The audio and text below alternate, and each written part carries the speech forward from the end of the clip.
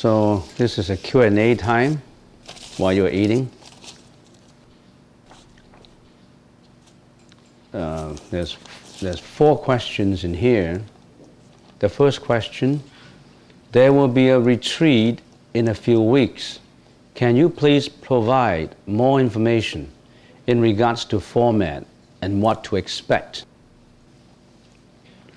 What to expect from the retreat? I think we expect from you. What do you expect from us? We expect you to get enlightened. So, don't ask what the country can do for you. Ask what you can do for the country. Okay, now, in a retreat, the retreat will be on the 24, 25, 26. Originally, I thought it's 25, 26, 27, but the retreat, the 3 days retreat will be 24th, 25, and 26, just in the Christmas time. But you still can enjoy the Christmas snow in the garden. And we'll put on some lights for you so that you won't miss the lighting at night. What we do is, during the 3 days, there will be 15 devotees flying from Hong Kong. They would like to come here to observe and to perform, and we will perform the ceremony for them for the observance of the 8 precepts. You can also observe the 8 precepts during these 3 days. What are these 8 precepts? Abstaining from killing, abstaining from stealing, abstaining from sexual conduct per se, not just sexual misconduct. Even husband and wife, you cannot come together in these 8 precepts. And abstaining from intoxicants, abstaining from lying, fabrication, plus 3 more, abstaining from bodily ornaments. You cannot put a ring or diamonds or jewelries. Abstaining from entertainment, like you can't watch television, you can't listen to your karaoke or your iPod, and nothing like that. You stay away from entertainment. No newspapers, no TV, no listening to the stock market, nothing like that. And also abstaining from enjoying the luxury of a bed or the luxury of your own home. In your home, you have soft pillows, soft blankets, you adjust your heat, and you make sure that you are in the luxury, whatever that luxury is, to what degree, it depends on how you do it, of your own home. No, you don't have that. You just have a bed enough for you to turn around, and not colorful paint, no colorful soft pillows, or pillow assistance. Some people need pillows under the elbows or under their knees, all this kind of thing. Nothing like that. And last but not least, you cannot eat after the nautical noon. In other words, only 2 meals, 1 in the morning and 1 in the afternoon. The 8 observance of the 8 precepts is as close to the Sangha's life as a layman would adhere to. So if you're a layman and you want to know how much can I do in order to be as close as to the Sangha's life, that's what it is. It's not that difficult. If you are used to the 8 precepts, you can almost say you can be ordained. Just add another 255 to it, and then you get it. Yeah. Anyway, what is the format of it? What do you put in it? Well, in the morning we get up at 4:30 in the morning, and we do our morning lessons at 5 o'clock. And from 5 to 6 we have the morning lesson. The morning lesson, we have English translation, but the only difficulty to you is the mantra, the Surangama mantra, because it's so long. Even if you read the translation, the transcription is quite difficult for you to follow. Then you just meditate. That's the long section is the mantra. All the others, there's translations for it, so you won't miss a thing. all throughout there will be English translations. So we do our morning lessons, and then after that, what we do is a whole series of meditation, prostration, recitation of Amitabha Buddha, and it's quite simplified. And then in the lunch, we have lunch, and then after that, we have breaks in between. We have no talking. In other words, you don't talk. Right in the meditation, right in the break, you can talk, but then you can't talk in the 3 days. We have to maintain the silence. So if you want to get away from the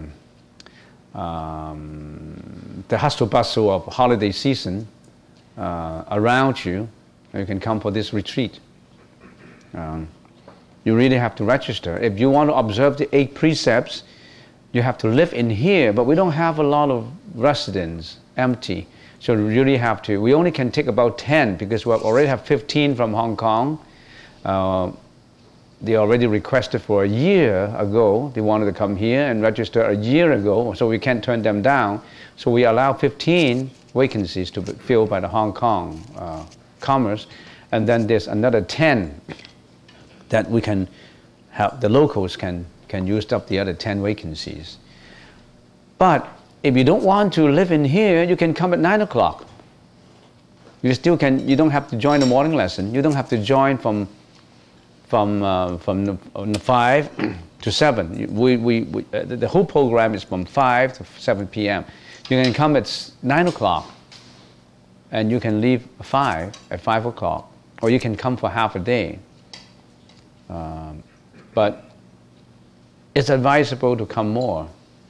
So what do you expect from this program? Do you expect to be away from home for a while and stay in the temple, do your meditation, do your recitation, the mantra? It may be helpful for you. Plus, if you don't live in here, it's flexible. You can come for half a day. But make sure you register so that we know who come and who don't come. Or make sure that we have enough food in the afternoon. It's good to register. And also it's good to put down, I can come half a day every day. You say half day every day, or 3 hours every day, or 4 hours every day. If you have a packed program during the Christmas season, then you say, I come for 2 hours. Then you can come for 2 hours. Make sure that you keep silence when you walk into the meditation hall. We'll be at the back. We don't do it here. We don't do it in the main gracious hall. We do it at the back building, the one that we just meditate in. So that answers the question. Register with Natalie and put down how many hours or how many dates. If you live in here, you really have to register for a space. And if you live in here, you can't sleep in. You have to get up at 4:30. We'll make sure that you wake up. We'll send someone to lock your door. Yeah. Okay. Next question. As you say, a lot of paradoxes exist in Buddhism, so there are also lots of questions and yet no questions. I would again like to thank you for your teaching and for such a wonderful opportunity to hear the Dharma and experience some aspects of temple life. Yeah, that is your karma. It is your karma, it is your causality that you have an opportunity to come here, that you come here and you enjoyed it, or it gets into your mind that that is something that you are interested in. There are a lot of people who just pursue something different. What they want is just they want a good car, a good house, a good job. Everything they're chasing for is materialism. Now you are chasing, what you're looking for is spirituality, something different from everyday life. You're asking yourself philosophical questions like, where do I come from? Where do I go after I die? And how come the world is like this? You're questioning. You're arousing all these philosophical questions in you. In other words, you're trying to dig into your wisdom well. And there are people who are always egoistic, who are always dig into the well of the riches. And sometimes if they do it the illegal way, they suffer from dire consequences. So the fact that, yes, thank you for the temple, yes, but also you should thank yourself for what you have done in the past. You must have sown some seeds that would qualify you for pursuing a spirituality in your life. You have those seeds in you, in your alaya consciousness. And those seeds are already there. However, you have to water them. You have to make sure that they survive, make sure that they grow. And if they grow faster and faster, who knows, you may not have to go through reincarnation again. You may transcend samsara. It's difficult, but a lot of people have achieved it. A lot of Buddhas have, a lot of Bodhisattvas have, a lot of Arahats have, a lot of Sotapanna, Sakritagami, Anagami, they have transcended samsara. Remember the 4 levels of Arahatship? The first level, Sotapanna, 须陀洹, 出国. The second level, Sakritagami, 悉陀含. The third level, Orlahan, Anagami, and the third level, Arahat. So you can go through these different levels. If you arrive at the first level, Sotapanna, you have already gotten rid of some of your ego, and you only reincarnate 7 lives. And you won't go into the 3 vicious realms anymore. What are these 3 vicious realms? Hell, ghost realm, and animal realm.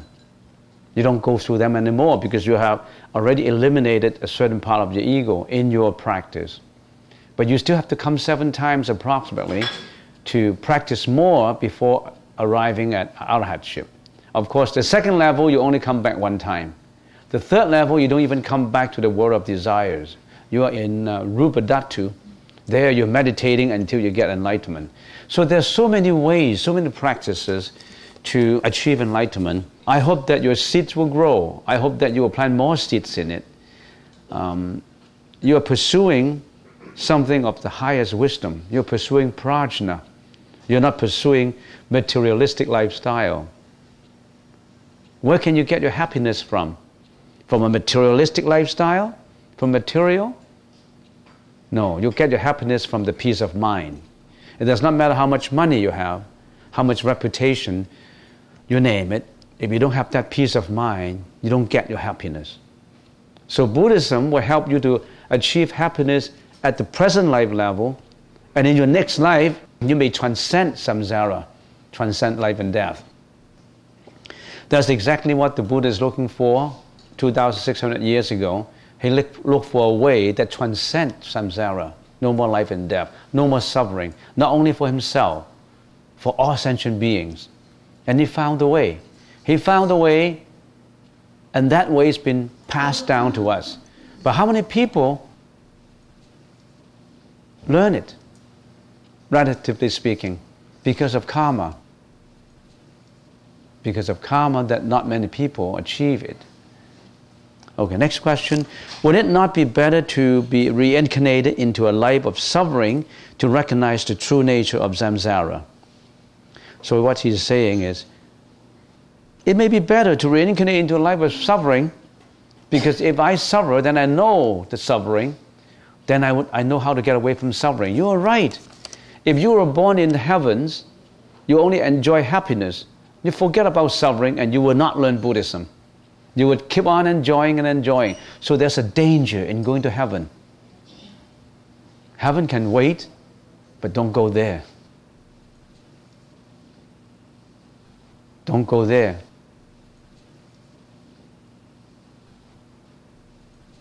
So there's a danger in going to heaven. If you go to heaven, you enjoy happiness only, you won't learn Buddhism. But in this present life, you are suffering, and it's good. Remember the Buddha, the first, when the Buddha turned the first Dharma wheel, what did he preach? What did he promote it? The Four Noble Truths. suffering, the causes of suffering. There's ways to stop suffering, and nirvana. If you can stop suffering, you go to nirvana. The Four Noble Truths. The Four Noble Truths is extremely important. That's the first sermon of the Buddha in Benares, preaching to the 5 ascetics about suffering. It sounds so simple. We all suffer, but do we know we are suffering? Some people don't even know we are suffering. Some people say, I'm okay, I'm good. How are you doing? I'm fine. Every day is that I'm fine. But death is approaching. You're running with time. It's ticking. You're going to that destination we call death. We are. But people are still enjoying themselves, doing what? You name them. Entertaining themselves with ways that are full of mental afflictions.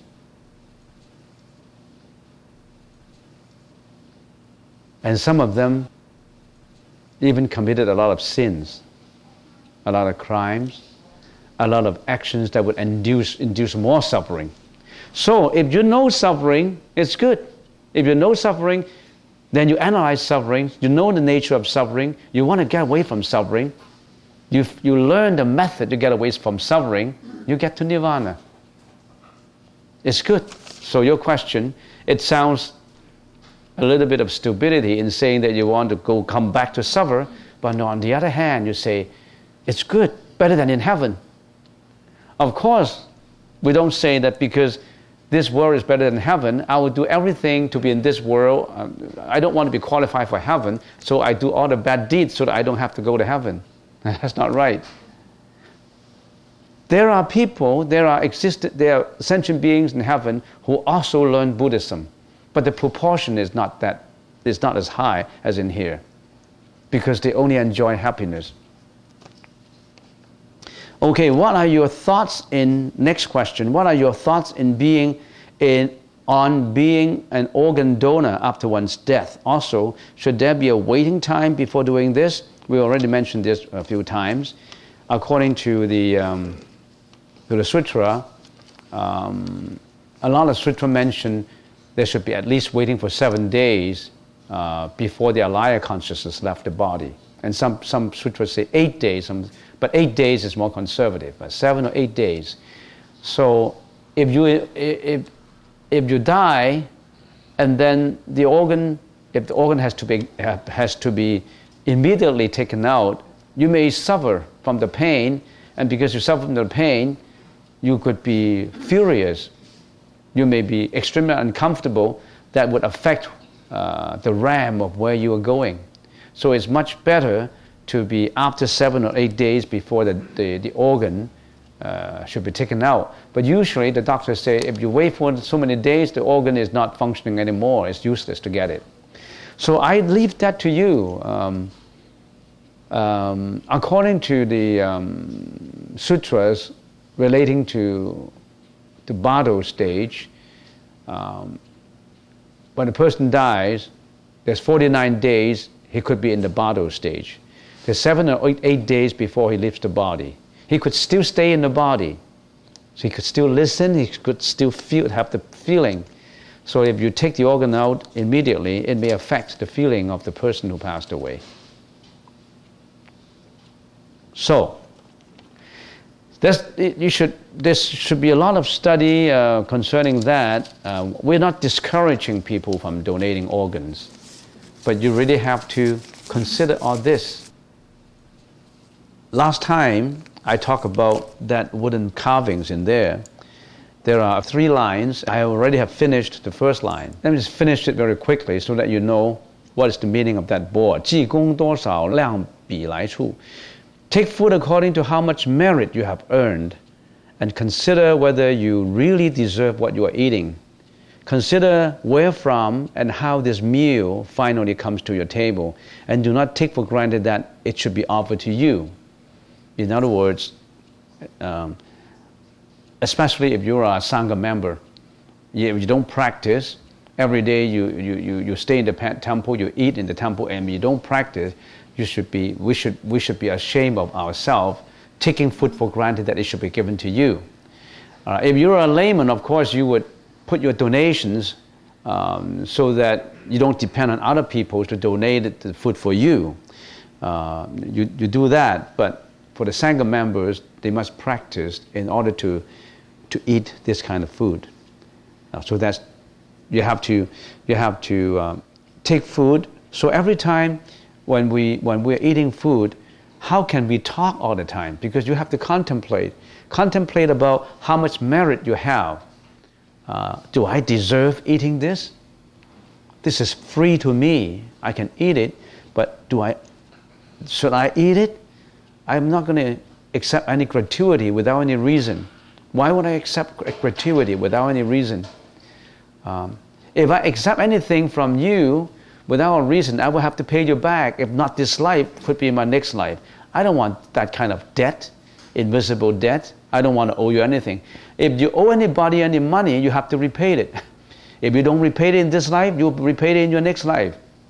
So I'm not going to borrow any money from anybody without repaying it. I've seen many examples like that. If you owe someone money, if you think you can walk away with it, you said, no, I haven't signed any promissory note. You gave me $20,000 because you helped me out. I didn't sign any note.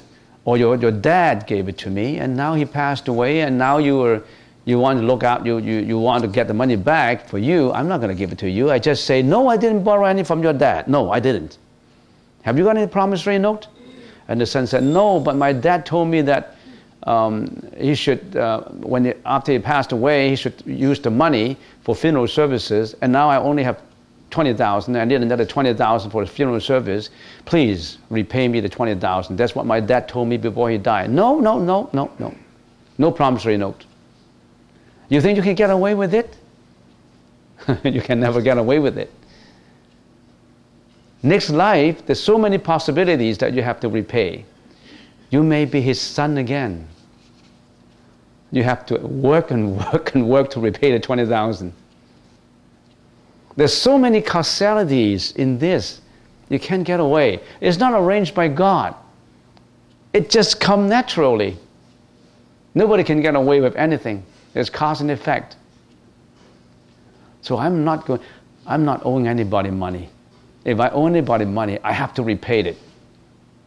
And even if you say, no, you don't have to repay me. I said, no, well, can I do some donation for you? I borrowed $1,000 from you when I was extremely poor a few years ago. Now I make my own money, and please, let me repay it. No, you don't need to repay it. Oh, can I do donation for you for $1,000? Yes, go ahead. Then I repaid it. Everything has a cost. Everything would come to an effect. Nobody can get away. So you have to calculate, am I deserve this free food given to me? All right, next. In the Cantonese language, 全己德行全缺應供. Think about your own attitude and your own conduct. How deficient you are in your practice to deserve of such meals which is freely offered to you. In other words, even if say, oh, I'm practicing, but I'm not practicing enough. I should feel remorseful if I didn't do it well. If you're always telling yourself that you should try more, you should try harder, then you feel happy eating food. So eating food, everybody has different attitude in their mind when you're eating food. Some say, what is this? I don't like this. What is that? I have better food somewhere else. That temple has better food. That temple, this kind of sweet and sour, what they call pork, well, I don't like it. The other temple is better. You're discriminating, you're passing judgment when you're eating. Judgments that are not necessary. But for some people, you say, oh, am I qualified for this? This food is good enough for me. And if I don't practice well, maybe I shouldn't eat this kind of food. And different people have different attitude. Different people have different karma. That's why everybody's lot is different. Some people are rich, some people are poor, some people are healthy, some people are unhealthy. They're all different. Because why? They all have different minds. And in the Diamond Sutra, the Buddha said, the Buddha knows all the minds of sentient beings. Why? Because good mind or bad mind is a delusory mind. It's not the real mind. So the Buddha knows about your mind. So, think about your own attitude and your conduct. Do I deserve this kind of food? Third, 防心離過貪等為宗. Keep your mind pure and free from all mental afflictions, avoiding greed in particular. So in other words, when you're eating, other than all the previous two contemplation, you contemplate on, I must keep my mind pure and free from mental afflictions, especially greed. I want to stay away from greediness. Next, 正視良藥，為療形枯. Treat food as medicine for the body, not attaching to its delicacies. This is delicious. Oh, this is yucky. This is good. This is no good. You're discriminating. Today's food is not as good as yesterday. Last week is better. So what Ming is doing? Did he buy the right food? Did he put in the right salt, that right taste? Well, I'll talk to him about this. So why don't we treat food as medicine? Good or bad is for the body. Why do you have to attach to the food taste, the delicacies of it? Imagine if you have food to keep your body going. It's good enough. There's some people in this world who starve, who don't have food. Last but not least, 為成道業應受此食. And you eat not for attachment to taste, but to keep a healthy body to practice and to achieve enlightenment. So in eating, you have the 5 contemplations. So how can your mind be so busy in doing anything else? You keep these 5 contemplations. As a Sangha member, every day when we eat, we keep these 5 contemplations. Sometimes when our mind wanders away, we pull it back and keep on these contemplations. And it's difficult. Let me tell you, I'm still learning this. Because every time when I'm eating, I still discriminate. I still say, well, it tastes, doesn't that do it? I still have that mind. So I'm still learning. You see how people in those ancient days, how they learn. Immediately after meditation, in every second, they learn this. In every second, their mind stays in the right place. What do? Our minds wanders all over the place. When your mind is at home, your mind is on the television. When you're in the office, your mind is on the computer. When you're eating here, your mind is on the delicacies of the food. You know, your mind is not in the right path. How dangerous the mind is. Your mind is like a monkey. You know how a monkey jumps from one tree to another? A monkey, when he jumps to another branch, he grabs that branch, and that branch, he gets loose of that fingers and grab another branch, from branch to branch, from branch to branch. That's what our mind is all about. One branch is about greediness, the other branch is about sexuality, the third branch is about lying, the fourth branch is about stealing. We go all these branches of mental afflictions. Just as important as these 5 contemplations, every evening we do another contemplation that we chant, and this won't take long. I'll use another 2 minutes and I finished it. In the Chinese language is 是日已過命亦隨減，而小水魚斯有何樂？大眾當勤精進，如救頭燃，但念無常，慎勿放逸. So what does it mean? It says, the day is gone, 是日已過, the day is gone, 命亦隨減, and life dwindles accordingly, diminishes. Like fish without water, what joy is there? Like fish without water. In an aquarium, the level of the water is sinking and sinking every day until it all dries out. What joy is there? You think the fish is enjoying right there? The fish does not know that the water level is coming down. Endeavor to make good progress as if fighting a fire burning on one's head. This Gatha reminds us, you must make good progress. Fighting, like fighting a fire burning on your head. If your head is on fire, you're not going to wait. You've got to put it out. You have to practice in this life as if your head is burning. You've got to extinguish the fire on your head. Remember the impermanence of all things and do not slacken off.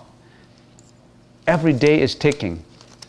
I've seen you for a few years already in here. In another 30 years, I don't know if you see me or I see you because everything is impermanent. People come and go. And we can't wait. We have to do something about it. It does not matter you are old or you are young. It does not matter that the old people die earlier than the young. There are many people who die at young age. So the clock is ticking. We have to learn the Buddha's teaching to get out from life and death. It's just like the fire is burning on your head. You have to put it out. All right, so that's it for today.